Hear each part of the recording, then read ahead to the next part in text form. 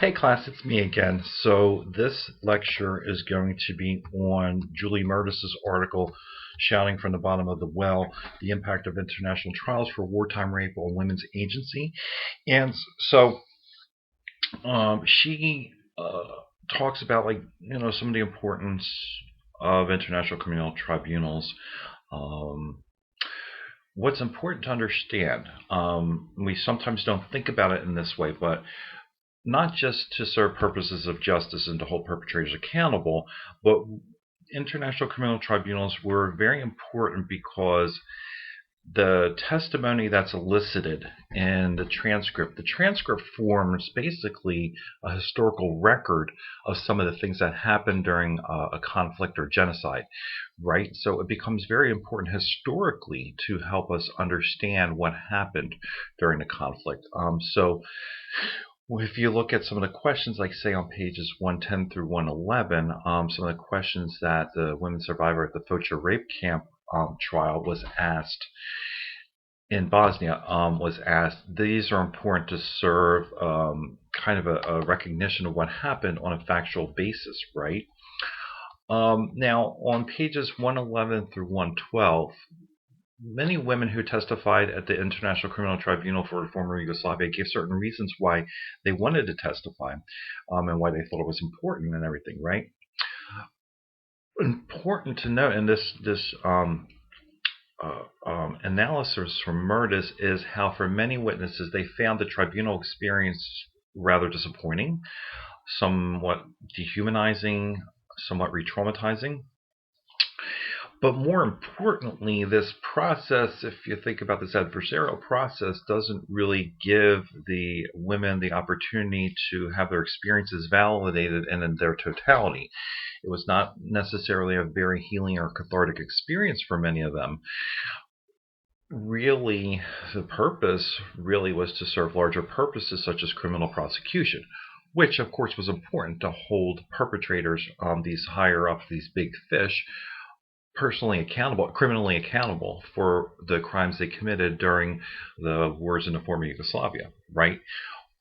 However, this effect was an effect of denying women agency and being able to retell their stories in the manner in which they may have preferred to, right?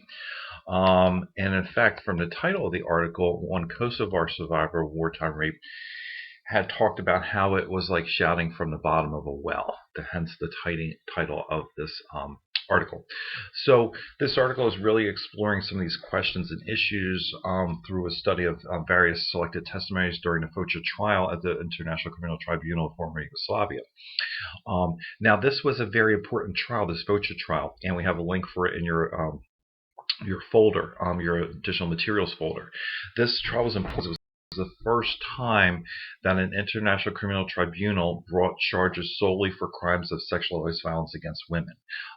So this was a very historical landmark case, right? And so super, super important.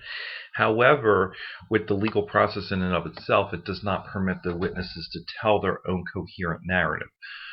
What happens is, like with regard to testimony, you're asked certain questions, selected questions, yes or no, like what happened to you, who did it, who, what, where, when, why, how. And so what it does is trying to kind of create their own coherent narrative, a historical record of what happened. Unfortunately, this does not really serve the purposes of the survivors so much as a form of a healing process or a cathartic process, or being able to tell their own stories as they wish they would be able to tell them, such as what we experienced in the reading of I Want to Be Heard, where this was like a more organic, natural telling of the women's experiences, right? This is for certain purposes. These testimonies were elicited and the trials conducted, right? So there are certain areas of testimony, page on 114 and on 115, wherein Mertus gives us an analysis of how oftentimes really it doesn't matter who would be selected to testify as to the crimes that were committed during at the Focha camp, the Focha rape camp. It was as if any one Bosnian Muslim woman could have testified about what happened. And it kind of essentialized the women as helpless, hapless Muslim women. So essentialized her on gender as well as ethnic lines. With regard to the identity of victim. And this identity of victim had to fit a certain narrative through the testimony, right? So it highlighted what the perpetrators did to her, but it did not really talk about her experiences as in total, as we saw during I Want to Be Heard, that memory book. So the witnesses, through these lines of questioning, were supposed to narrowly define what happened to them. And so when we did get to some instances wherein women were allowed to step outside the bounds of this who did what to whom narrative, right? This factual narrative, survivors added oftentimes much more details about their experiences that are relevant to understanding, not so much to support that perpetrator-driven narrative, but to also elucidate the profound effects on the survivors. So if you read the testimony at the end of page 118, this really gives a good glimpse of sometimes what happens when some of the women who were testifying were given that opportunity to tell more than just these basic who did what to whom questions, right? So very interesting. And also there's something that's very important, and this is sometimes exploited not just at tribunal and at international level, but in everyday rape trials in peacetime, wherein defense attorneys, of course, they have to represent their clients, right? But they use some of the same everyday tactics that we see in everyday rape trials, right? They cast blame on survivors, try to twist around words. What's really important, and Mertus really elucidates this in her article, is how this is really important to be able to understand testimony. And we saw this, I think, to some extent during the Kavanaugh hearings when Christina Blasey Ford testified. Oftentimes, a survivor of sexualized violence or any other particular type of trauma that was severe may have a very difficult time explaining things in a consistent and linear narrative, right? This has everything to do with post-traumatic stress disorder and is particularly acute in cases such as sexualized violence during conflict and genocide, as well as everyday rape. Sometimes it is a natural phenomenon for a survivor to not be able to remember or recount fully details of what happened to her in a consistent, precise, linear narrative, right? That's not how traumatic memory works, right? And so this is exploited oftentimes by defense attorneys, right? Why can't you remember this? Why can't you remember this detail? Exactly what date it happened, or exactly in what room it happened, or this or that. These things are sometimes impossible for a survivor of PTSD to be able to remember or recount fully because of the nature of PTSD, the nature of traumatic memory, right?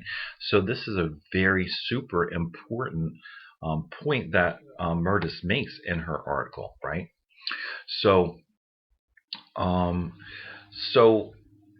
defense attorneys then thereby try to call into question the women's veracity, that they're telling the truth, because they might not be able to remember selected certain details. And this is one of the reasons why I chose this article, not just because of its commentary on how international tribunals sometimes deny women's agency and kind of just recast her as an essentialized victim, but because of the nature of traumatic testimony and the reasons why survivors, oftentimes it's impossible for them to give a consistent linear narrative of what happened to them. And it's very important to understand.